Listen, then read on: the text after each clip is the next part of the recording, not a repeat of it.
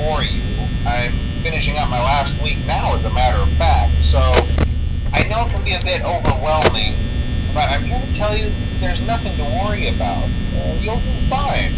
So let's just focus on getting you through your first week, okay? Let's see. First, there's an introductory greeting from the company that I'm supposed to read. It's kind of a legal thing, you know. Welcome to Freddy Fazbear's Pizza, a magical place for kids and grown-ups alike, where fantasy and fun come to life. Fazbear Entertainment is not responsible for damage to property or person. Upon discovering that damage or death has occurred, a missing person report will be filed within 90 days, or as soon as property and premises have been thoroughly cleaned and bleached and the carpets have been replaced. Blah, blah, blah. Now, that might sound bad, I know, but there's really nothing to worry about. The animatronic characters here do get a bit quirky at night, but do I blame them? No. If I were forced to sing those same stupid songs for 20 years and I never got a bath, I'd probably be a bit irritable at night too. So remember, these characters hold a special place in the hearts of children, and we need to show them a little respect, right? Okay. So just be aware, the characters do tend to wander a bit. They're left in some kind of free roaming mode at night. Something about their servos locking up if they get turned off for too long. They used to be allowed to walk around during the day too, but then there was the bite of 87. Yeah. It's amazing that the human body can live without the frontal lobe, you know? Now, concerning your safety, the only real risk to you as a night watchman here, if any, is the fact that these characters, if they happen to see you after hours, probably won't recognize you as a person. They'll most likely see you as a metal endoskeleton without its costume on. Now, since that's against the rules here at Freddy Fazbear's Pizza, they'll probably try to forcefully stuff you inside a Freddy Fazbear suit. Now, that wouldn't be so bad if the suits themselves weren't filled with cross beams, wires, and animatronic devices, especially around the facial area. So you can imagine how having your head forcibly pressed inside one of those could cause a bit of discomfort and death. The only parts of you that would likely see the light of day again would be your eyeballs and teeth that pop out the front of the mask. Yeah, they don't tell you these things when you sign up. But hey, first station of the breeze. I'll chat with you tomorrow. Check those cameras and remember to close the doors only if absolutely necessary. Gotta conserve power. Alright, good night.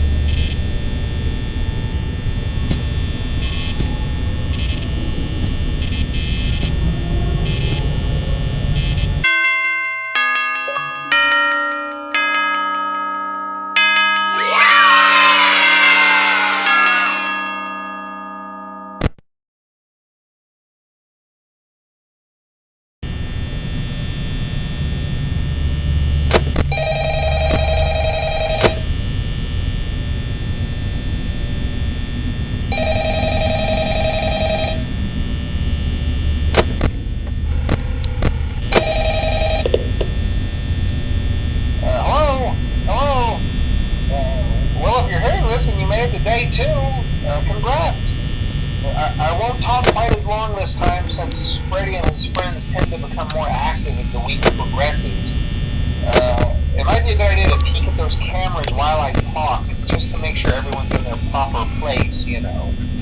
Interestingly enough, Freddy himself doesn't come off stage very often. I've heard he becomes a lot more active in the dark, though, so hey, I guess that's one more reason not to run out of power, right? I also want to emphasize the importance of using your door lights. There are blind spots in your camera view, and those blind spots happen to be right outside your doors. So if you can't find something or someone on your cameras, be sure to check the door light. You might only have a few seconds to react. Not that you would be in any danger, of course. I'm not implying that. Also, check on the curtain in Pirate Cove from time to time. It seems unique in that he becomes more active if the cameras remain off for long periods of time. I guess he doesn't like being watched. I don't know. Anyway, I'm sure you have everything under control. Talk to you soon.